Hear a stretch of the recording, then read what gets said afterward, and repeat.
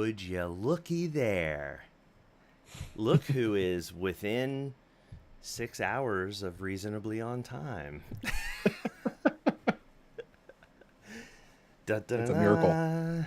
It is a miracle. And I don't have my muddy moo on this afternoon, so sorry about that, everybody. It's my favorite one so far. Yeah, mine too. Mine too. I dug the moo. It reminded me of, back in kindergarten / preschool when you would go to art class and wear those like old button down shirts backwards. It's exactly what that reminded me of.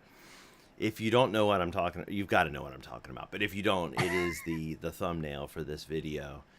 I put myself in a moo just to keep things interesting, and for whatever reason, an unknown reason, it was a very dirty moo as well. So I thought that was kind of hilarious and interesting that was part of the whole thing.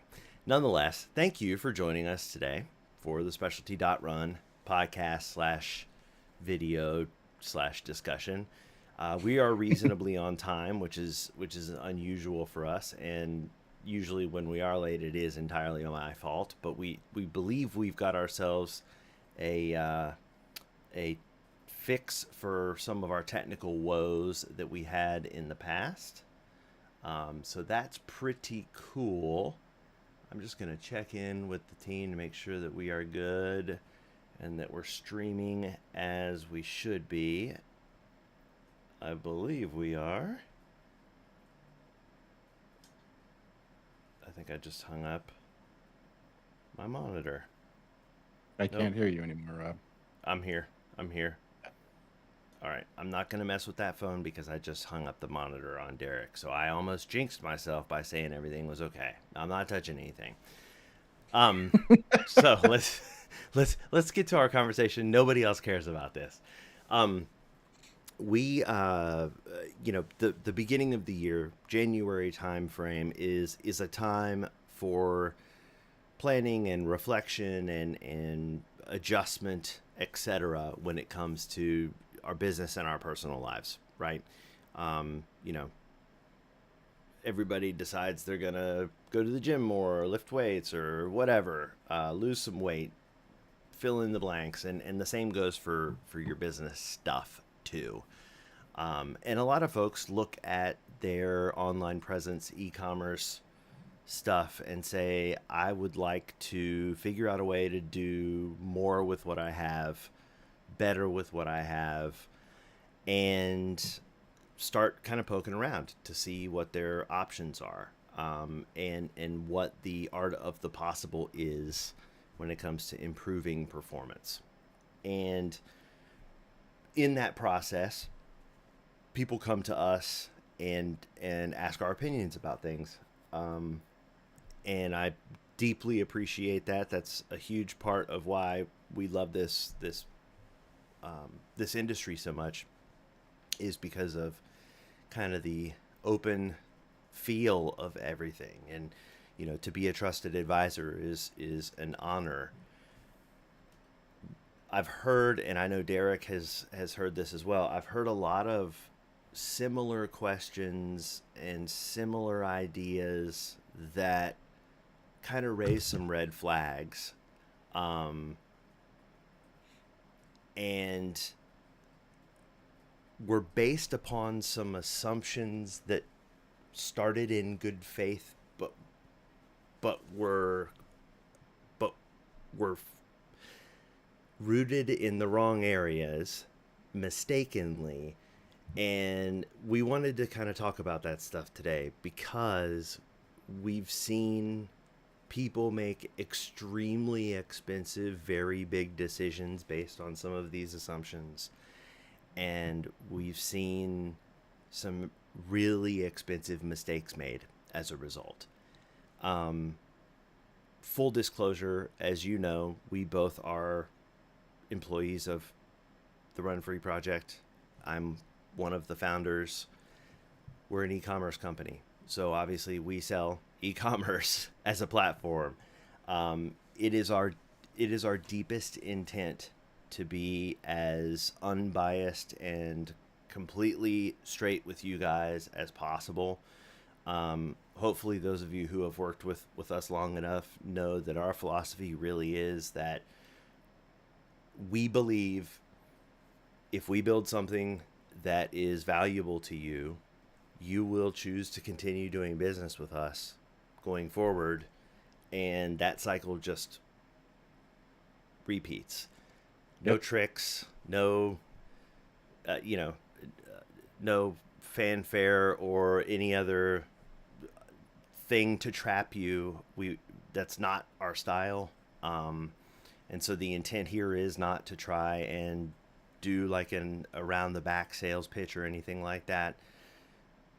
So when we do talk about e-commerce platform, for example, using Run Free as as an example, since this is what we hear about, but you can kind of insert anything into its place. The stuff is still the same. So, with that caveat in place, let's talk a little bit about what the heck I'm blathering about. And that Yes. is what are some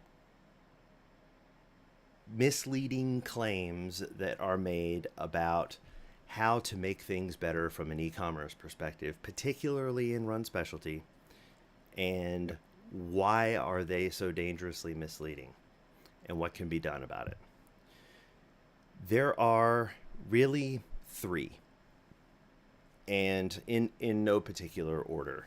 And we'll dig a little bit deeper into these, but I want to be as clear as possible with these three claims. Derek and I can discuss them a little bit, and then we'll dig into each and talk about why.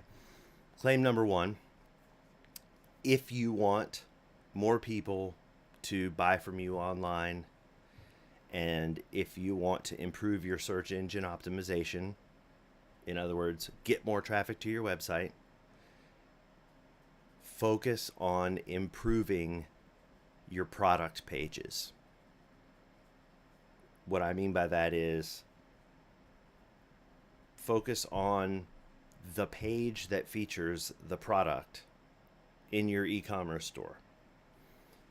The misleading claim is that by optimizing that page, traffic will increase, the number of conversions will increase, and you'll see an improvement in sales. This is absolutely and completely false. 100%. We have never seen in I can't believe I'm about to say this, 20 years of doing Careful there. I know, 20 years of doing web design and online commerce of varying degrees. There are a lot of things that you can do that can optimize sales. Fortunately or unfortunately, optimizing your product pages is not one of them. It doesn't do anything. It is a waste of time. That's misleading claim number one. Misleading claim number two: if you switch platforms, that's the unlock.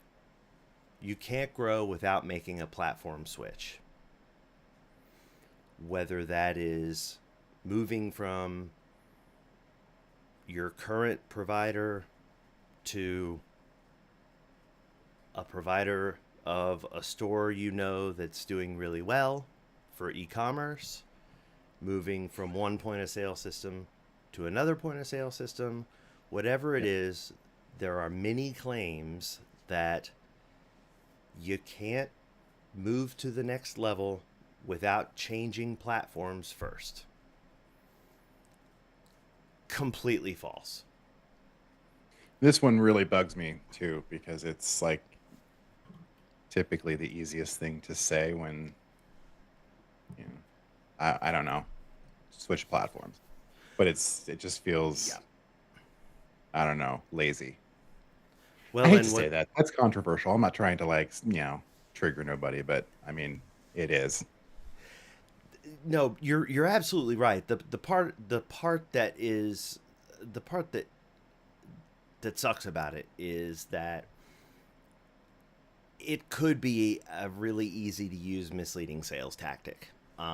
And I think it ends up being that in some cases. Um, Many moons ago, um, hold on, excuse me, let me make sure that I've got my chat doc open here. I just closed it. I'm trying to ruin our good time, man. No matter what I do. Yeah, it's can't ruin it for me. It's fine. It's just too fun. Okay, let's see. Where am I? Come on, baby. Satisfied scene list. What did I just do with my chat? Okay. Well, if you're chatting to us and I don't answer, the reason is that somehow I just closed it and have absolutely no idea how to open it.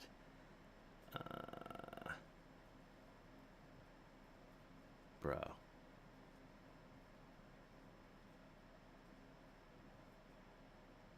Wow. Okay. Well, nice fail, Anderson. So it yes, it could be a low hanging fruit sales tactic that says, oh, if you change software platforms, then that's going to make you sell more.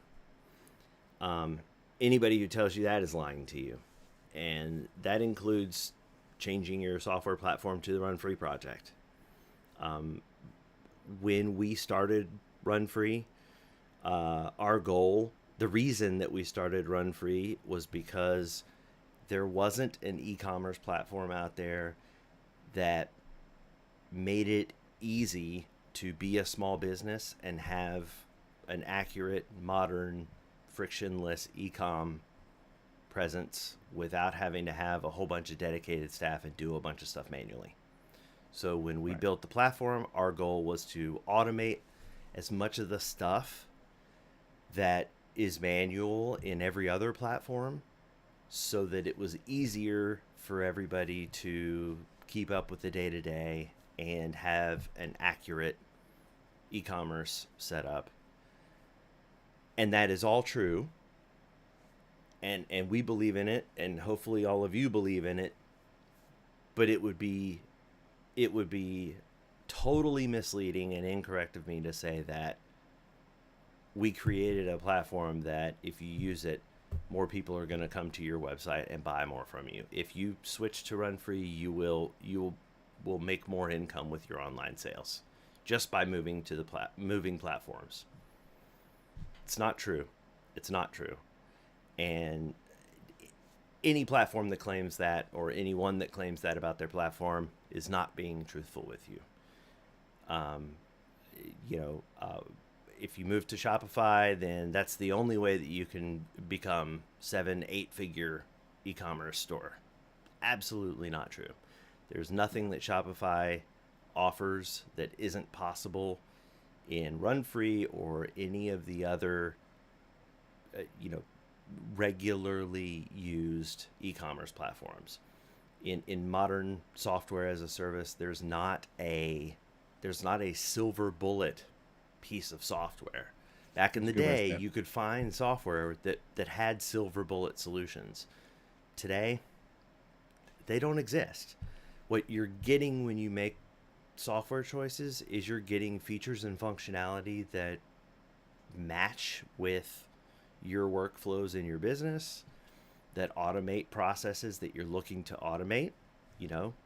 And I'll use Run Free as an example because I know it the best. But for it, if you want your gift cards to work in store and online completely frictionlessly, then Run Free is a really great platform to use for your e-commerce.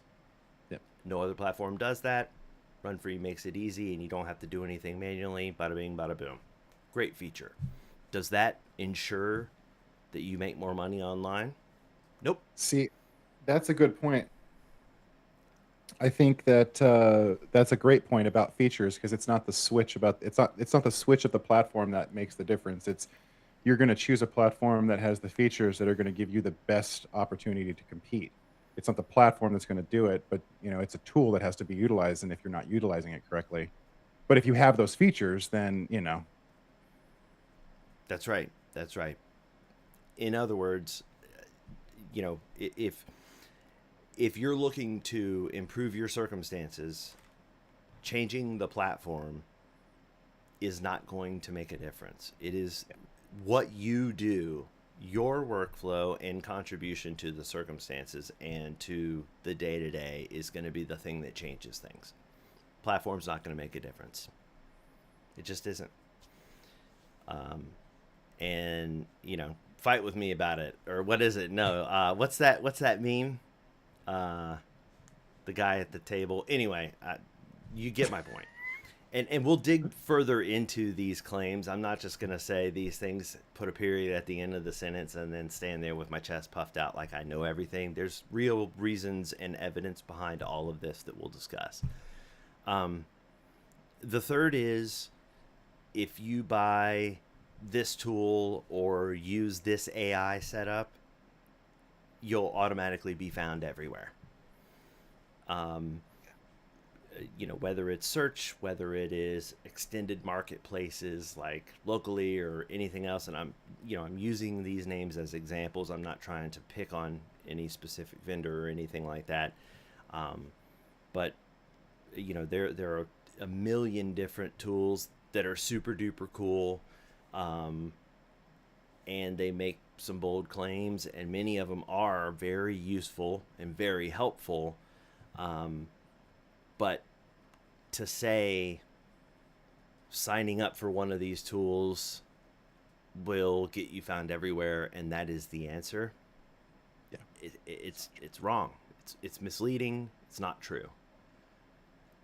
Unfortunately, the real answer is it is what you put in and where that moves the needle. And if you do that with a selection of tools and platforms that matches your feature functionality needs, you're going to be successful. You have the opportunity to be as successful or more successful than you would be with a different set of tools and platform selections. And there is nothing stopping you, no hard ceiling between what you have with your current provider and what you could have with another provider in modern software as a service times. So even though it feels like that might be a good feeling to, hey, if we get this new platform, then a whole new world is going to open up to us, and the riches will be ours. I can assure you that that's not true. I wish it were, because I would go build it so that the riches could be mutually ours. But all we can do is build the best feature set possible based on the needs of the customer, and listen to you guys when you have needs, and try to get and keep your business through that performance. So these are deep rabbit holes. The reasoning behind these claims, some of it is pretty straightforward and easy to understand, and some of it is not necessarily super intuitive. Derek and I have talked at length about how to be as direct and easy to understand about this as possible. This may come as a surprise, but sometimes when I try to explain things, the more I try to explain something clearly, the more I talk, which means the more it actually becomes more confusing. And then 6 hours later, everybody's going, what the hell is this guy talking about? And why is he wearing a dirty moo-moo with a chainsaw and a yo-yo on the table? But all joking aside, it's unintentional, but I start talking too much and then everything gets confusing. So we want to be careful with how we describe these things, and we want to give you guys as much information as possible to understand where these perspectives are coming from so that you have the perspective to look at your situation with informed eyes and make decisions that are right for you based on the stuff that is actually going to help you move the needle instead of based on hopes and dreams that might have something to do with doing something like changing out a platform and hoping for the best. Because what happens is, again, if you're going to change out a platform or if you're going to buy a tool and lean on that to be the thing that brings you business, you're going to spend a ton of money doing it, and you're probably not going to see a return on that investment. And I hate that. I would much rather see spending the money on staffing and aiming it at best practices rather than buying a bunch of software, even if that software is mine. Because at the end of the day, we're all in this together and all boats rise. If you do well, we do well. If you do poorly, we do poorly, vice versa, etc. How was that, Derek? Was I reasonably clear? I did not want to be Yes. confusing. No, yeah, that was good. That was very good. Okay. So, what do you think from a starting point? Should we talk about product pages? Let's start with product pages first. Yeah, because I think switching platforms probably be a deeper conversation. Um, Yeah, and it's rife with a little bit of. I think the switching platforms conversation is going to feel like a conflict of interest, um, even though it is, but even though it's not intended to be. But the product pages thing is one of these things that's not intuitive at all until it is, and you go, oh wow, okay, I didn't think of it that way. yeah, So, um, when I sit down with retailers and we start talking about how to improve things, how to get more traffic, etc., inevitably there is a conversation about putting um, elbow grease into adjusting the SEO for descriptions for products. The Ghost 17, Hoka Clifton, you name it. The thinking is that with careful search engine optimization of the language for the product descriptions on those product pages, that they'll be more attractive to people and they'll retain viewers and that will turn into sales. And the logic is sound, right? I mean, it makes perfect sense that the thinking would be aligned with that. And unfortunately, tools like Google Analytics kind of support that thinking because they don't give really good context with the data that they provide, that's a good nor point. do they really provide you with any guidance whatsoever. So it can be super confusing to make sense of what you're looking at when you're looking at website statistics. But what I think happens is you're looking at your site statistics, and this is one of a handful of different circumstances, but we'll use this as an example because I think this is what one of the things that's happening. You're looking at your site statistics and you're saying, there's 1,000 people that are visiting my website a day. I'm making these numbers up, right? Maybe it's 10, maybe it's 1,000, whatever.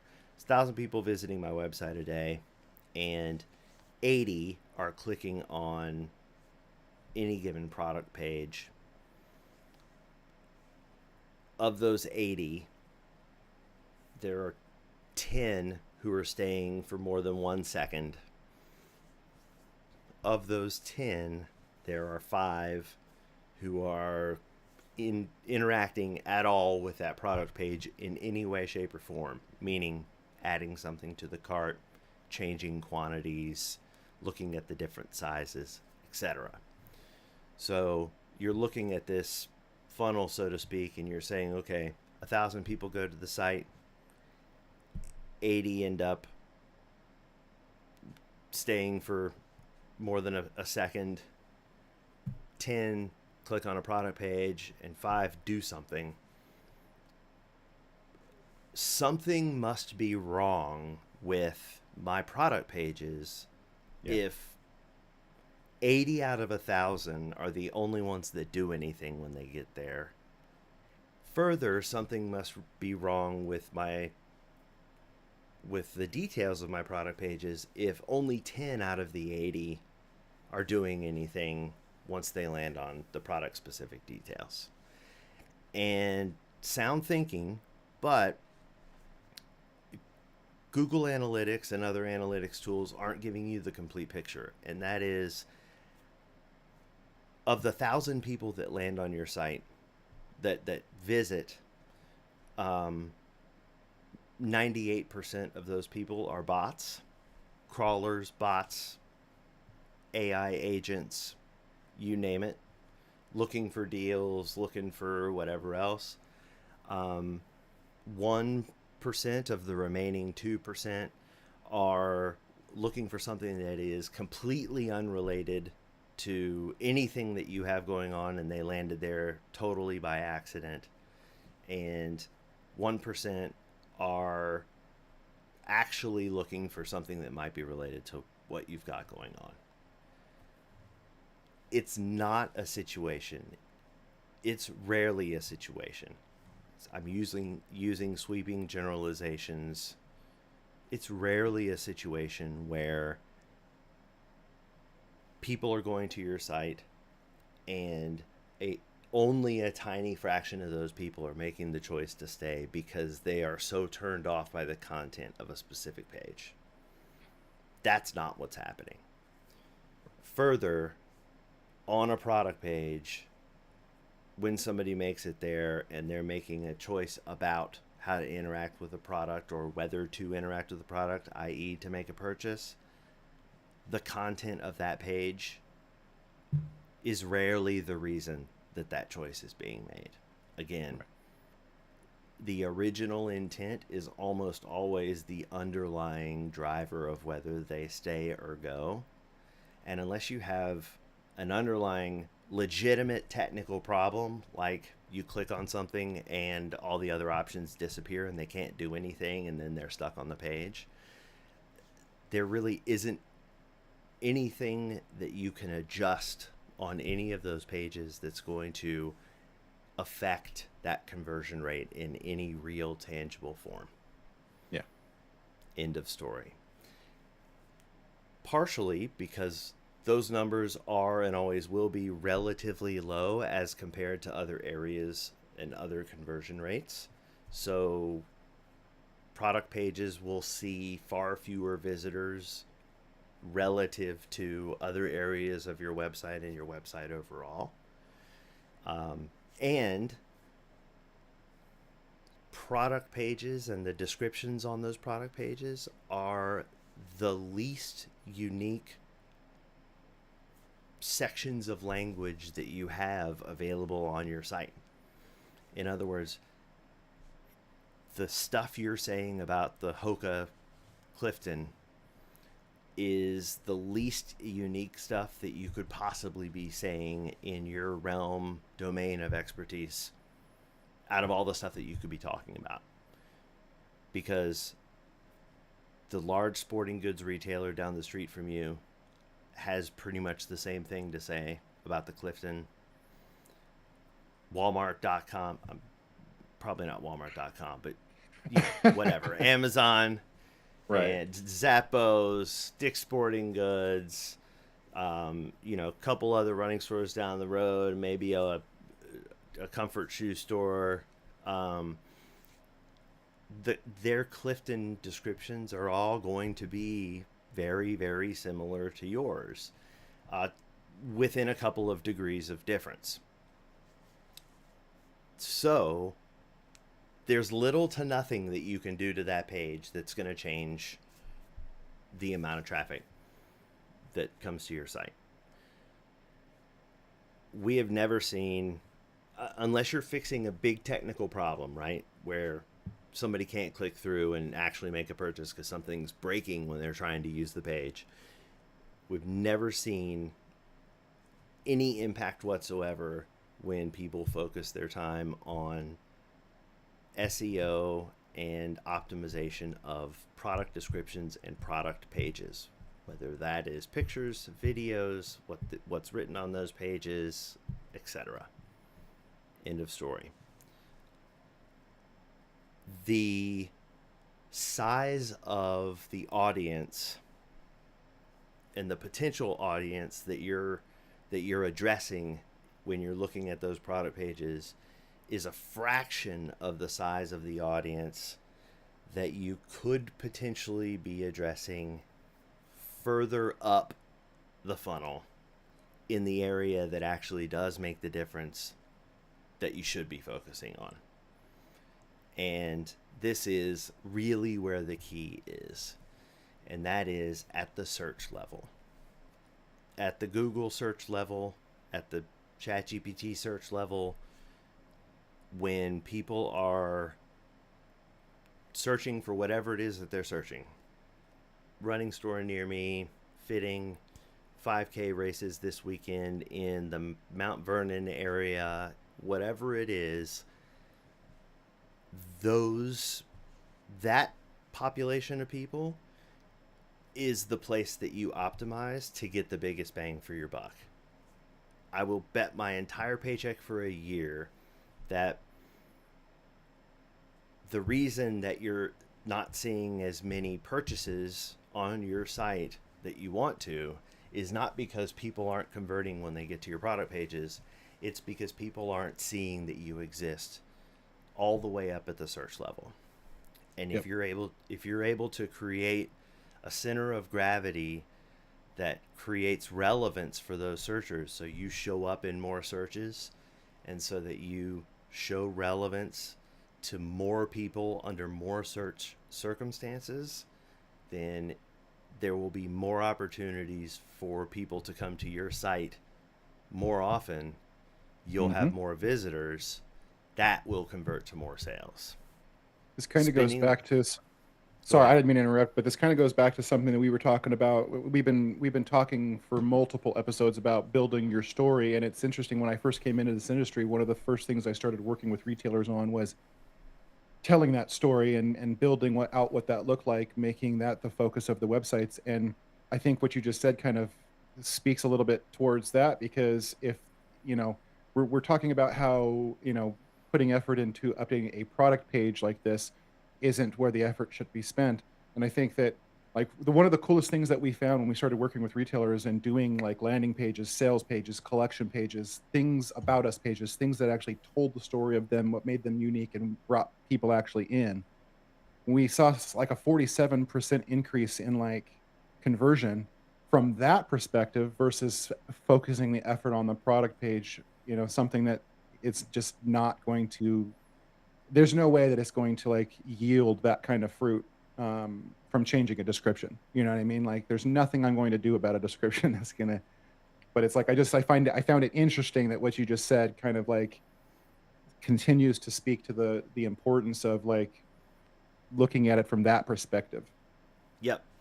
But it's so easy. I completely understand where focusing on that stuff makes the most sense when you're looking at Google Analytics and other information available to Right. you, where you're like, oh, okay, well, it makes sense. I'm trying to aim the people who walk into the front door of my virtual store into the right places so that they end up in the checkout line. Yep. When in reality, the most effective thing to do is actually aiming the people out in the universe towards your building in the first place, and you will have a substantially deeper impact focusing on showing up in searches than you will on optimizing something like product pages. Right. The the other thing to keep in mind here, and again, we'll dig into the details on all of these. We're gonna next week we're gonna start with. It's easy for me to say this stuff. Let's build together what you're supposed to do instead of focusing on those product pages. So if we're a run specialty retailer and we want to bring more people into our store, what do we do? All right, Rob, we're not supposed to focus on the product pages. Show me. So we're going to show you. And we're going to start with Google Business Profile. You know, you've heard me say it a million times, but we're going to go through step by step. Done a lot of research on this, talked to a lot of professional Google Business Profile optimizers slash maxers. Yes, those are real people that exist. The argument now is that the Google Business Profile is Google results. So if you're not in the top 3 Google Business Profiles when a search happens, you don't exist.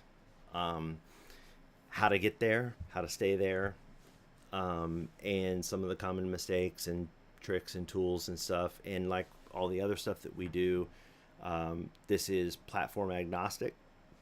We would love for you to use Run Free Project to do all this stuff, but you can use whatever you want to. Everything we show you will be free.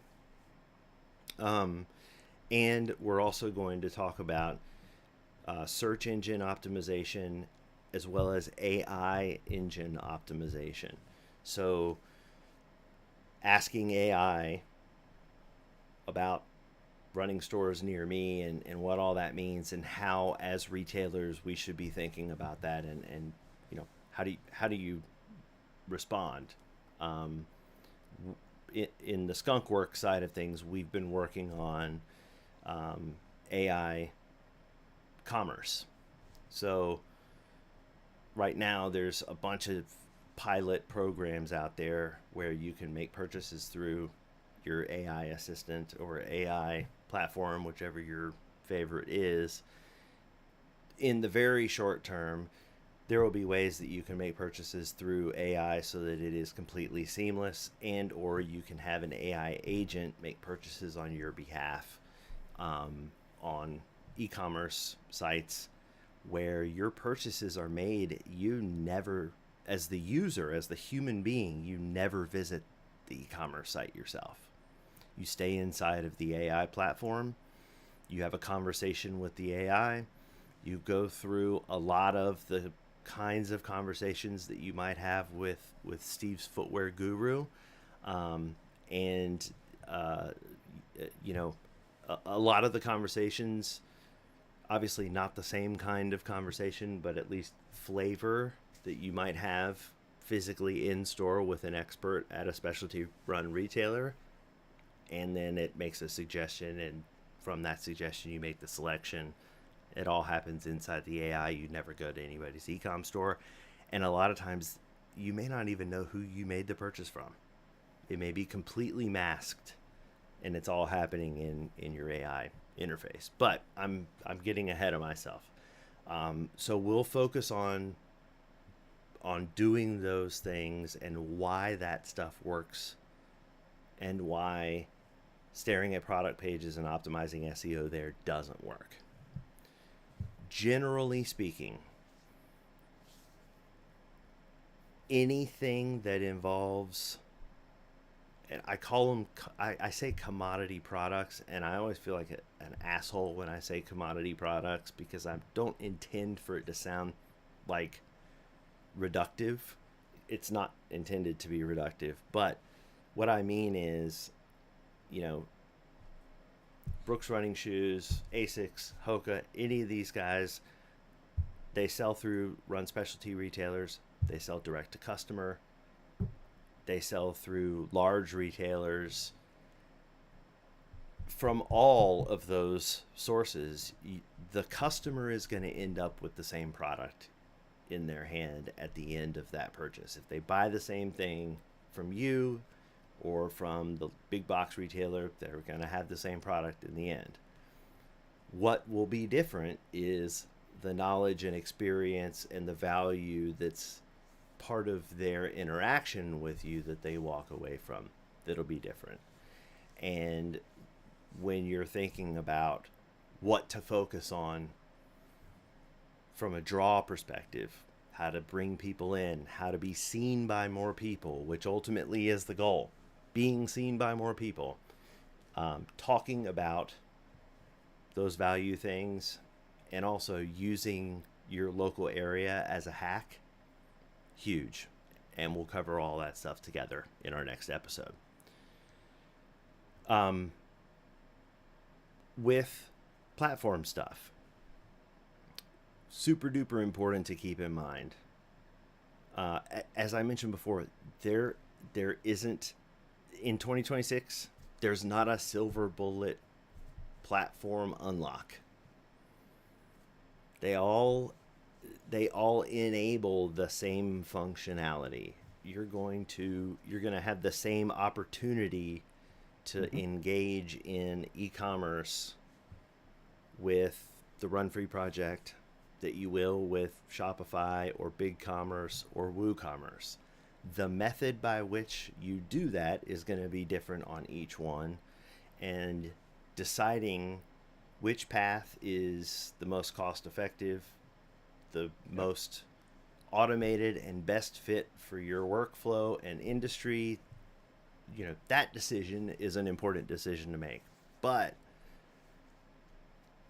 be sure not to be misled into thinking that one platform has some magical way to make you show up in more searches than another platform does, or to show up to more people than another platform.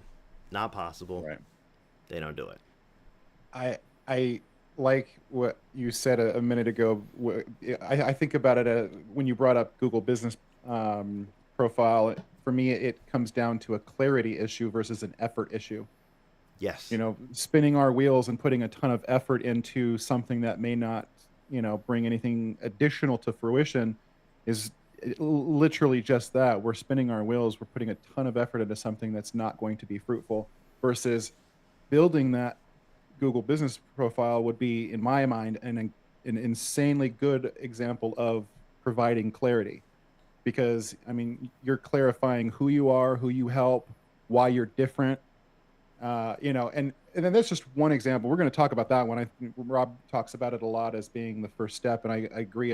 It's definitely probably the first step, but there's additional things we can build upon in the conversation that I think kind of stacks the value behind that. But for me, it comes down to clarity. If you provide the Google algorithms or the AI algorithms the clarity of who you are, then when the end user searches for that, like Rob said, they're going to find you. Yep. But if you're not found, then they can't buy from someone that they don't know exists. So. Yep. And the problem is almost always that you're not being found. Almost always. Yep. That ultimately is the problem. A solvable and switching platforms one is going to solve not being found either. No, it will not. If not done carefully, it can actually make that way, way worse. A cautionary tale for anybody looking to make major platform changes, regardless of where, but particularly when it comes to website hosting. SEO cares a lot about history, and it cares a lot about what worked yesterday still works today, and I'm comfortable with that. That's a good thing. You get a check mark for that. If something changes today that has worked for the past 10 years, that's a big no-no. And so if you are making a major change, especially from a website perspective, good, bad, or indifferent, or you just feel like making a change, whatever the reason is, it doesn't matter. Extraordinary care to maintain continuity and keep every URL that has ever existed for your website alive and redirected to the new website is so unbelievably important to maintain your findability and search engine optimization. And this is one of those tiny little details that's rarely discussed when people talk about moving your website or making changes to a website. And this is one of those things that we'll talk about more, that's like, oh man, if you miss that one detail, you could do years worth of damage to your findability without even realizing it, because you've wiped out all of these links that Google has been indexing for the past 15 years, for example. An easy problem to fix, a really hard problem to overcome if it's not immediately repaired. You know, and who would know that? Like, just thinking about it, it's not intuitive at all. It's these little things that make it so scary. Derek and I were talking before we jumped on about the Google Business Profile.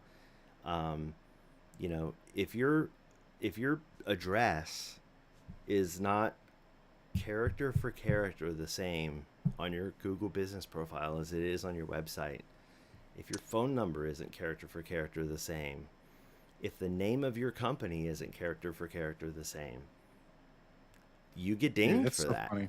That's so funny you said that, because when I had my retail store, that was probably the stupidest thing that I remember having a conversation with support about, was that they were having a hard time verifying me because my website said suite as STE, but they had suite as SUITE. And I'm like, okay.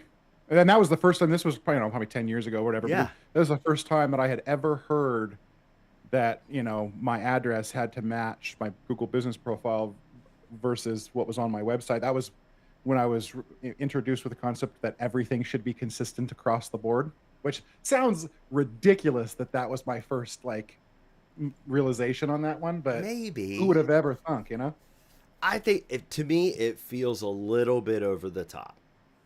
I feel like STE and suite, maybe you should get a pass. But right.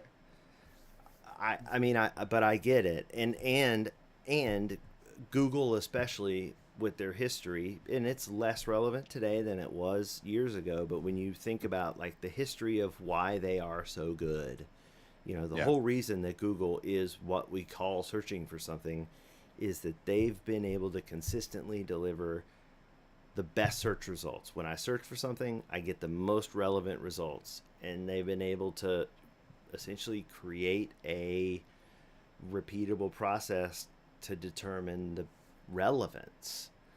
And a big part of what they found is anytime someone puts in the time to match their address, STE to STE versus suite, whenever there is that level of care and attention to detail, the likelihood that that level of care and attention to detail is extended to other areas of their domain and the content on their site is enormous. And Google feels much more comfortable suggesting content on those sites. And that's how it makes many determinations. Even logging into your Google Business Profile and turning on features that they've recently added and using those features like messaging.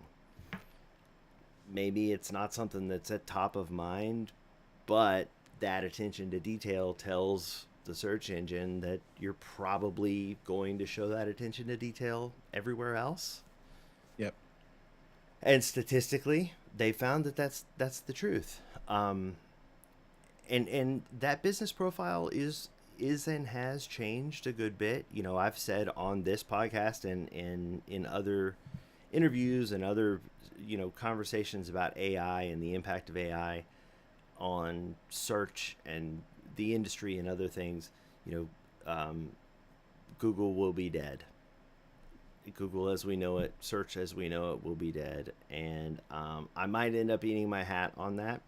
I didn't expect to see Google surge as quickly ahead in the AI race as it has. Gemini, the most recent release of Gemini, has really done well. and it seems like Google search may be catching up. It is definitely changing shape. It looks different than it Yep. used to. It will look like AI. Yep. Yep. Um, and and there is a time is coming really soon when search will give one result, and you'll either be the result or you won't be the result, and that feels super scary. And everybody's still kind of learning what it means to exist in that world.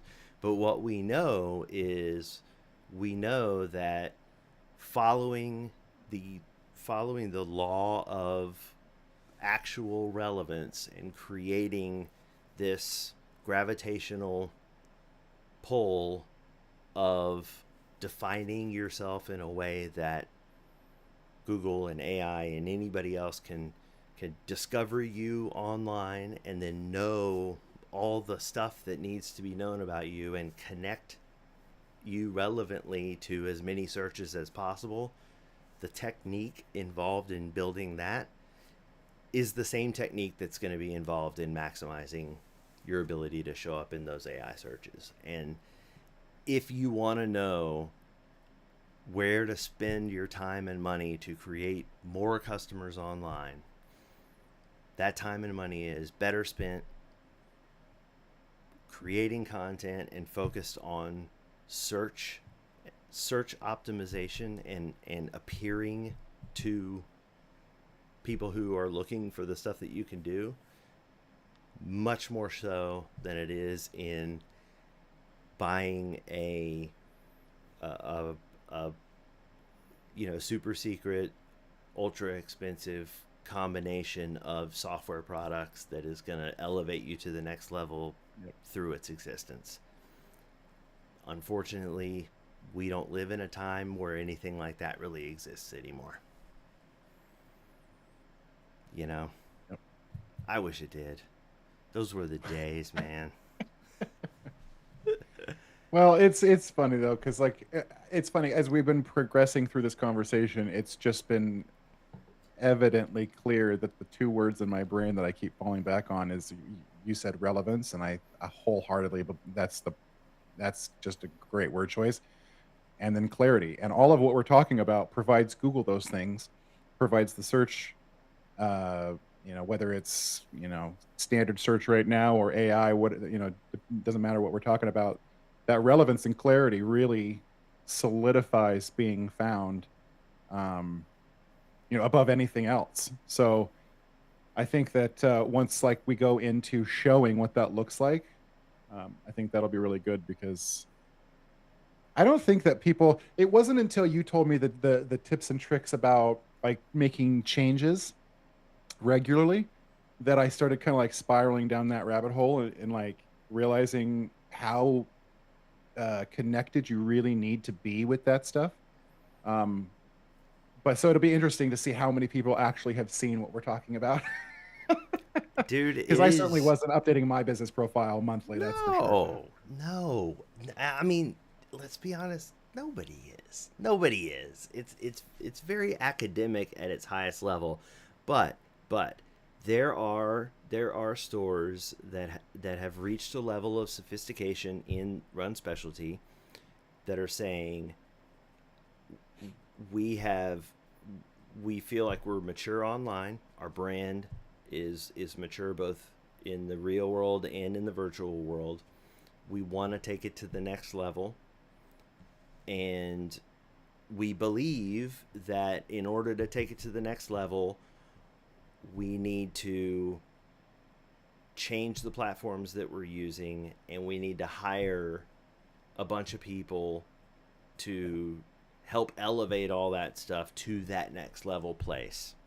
Right. And through those two actions, the elevation and the magnetism required to bring in that additional business will occur.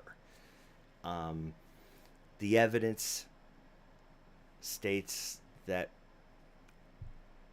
that's not necessary. I would argue that meet yourself halfway. Hiring the people to focus on that area is a really good idea. If you have reached a level of maturity that you want to invest more in the online arena, and you're planning to hire people to help bring you to the next level, start by hiring the people and have the Yeah. people doing the work. Because like I said, a new platform isn't going to give you any special powers.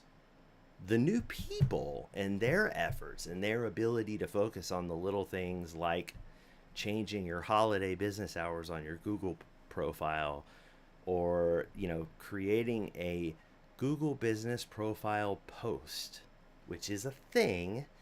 They expire after 7 days. Didn't even know that was a How thing. many people knew that was a thing? Didn't even know that was a I thing. want to know in the comments who knew that was actually a thing, because I I, bet no one did. Props to Big Peach. Steve DeMoss knows that's a thing because he's the one that taught me that that was a thing. I had no idea, and I talk about freaking Google business profiles all the time. So bow down to the god himself. However, people and the resources to focus on those areas of focus, that's where your value comes from. I would argue that the perception that you have to change out the tools that they're using for them to get the results, probably not necessary. Save yourself a couple $100,000 and Yeah. and use the tools that you have, or slightly adjust instead of feeling the pull to rip and replace absolutely everything. um, it's an amazing, it is an amazing new environment in technology and software where stuff is just so much more versatile than it used to be. Right. It didn't used to be that way, man. Like, just look at ERP systems. Good grief. One of the things I love about living in 2026, and let's be honest, there's not a whole lot of things to love about living in 2026, is that ERP systems as we know them are dying. And that is a piece of software that may have originally been invented by Satan himself or herself. Overly complex, endlessly expensive, needlessly complicated, and now replaced by a couple tiny pieces of software. But I'm not going to get into ERP. Look what I've done to our poor audience. Um, we're just about at time, and I have done it again and basically just rambled over Derek the entire time. So Derek, I'm sorry for No, I love talking it. over It's you. great. Everyone watching, thank you so much for your time. I can't believe we showed up almost on time today, and hopefully you didn't hear any echoing from us. That would be amazing too. Mm-hmm. Hopefully our message resonated. Next episode, which is the week after next, we are going to dig into the first thing, which is the misconception that focusing on product pages and the content of product pages will bring you more business. And we're going to show you what to do instead. And we're going to step through it step by step instead of just talking about the concept, because we don't want to leave anybody confused. We realize that we've done that in the past. We won't do that this time. We're going to do that with each one of these three major misconceptions, and hopefully we'll save you a boatload of money and headaches. And we would love to hear your feedback if you've got any additional ideas, questions about other things that you've heard. We're happy to cover anything in these conversations. We also hope that we have brought you as neutral of a set of opinions about this as possible, even though we both are part of an e-commerce company. It is truly our intent to be as neutral as possible and serve the industry first, as opposed to our interests. We have a place where we can serve our interests, which is why this channel is a different place. So Yep. If we are this was grateful for you. helpful and if you enjoyed it, don't forget to subscribe and click the bell, because it'll let you know that when the next episode drops. That's right. And Rob is correct. We are grateful for you. Very much so. And if you hit the bell, every 20 or 30 minutes, I'll show up on your phone and go, "Eh." No, I'm just kidding. I won't do No, that. no, that won't happen. That'll never happen. That will never happen. Unless it's requested, in which it will. No. All right, all right. Enough of that craziness. We do really appreciate you. Have a wonderful rest of your week/weekend. And if you are in or around the southeast, hopefully we get a lot of snow and everyone stays safe and warm. Cheers, everyone. Cheers.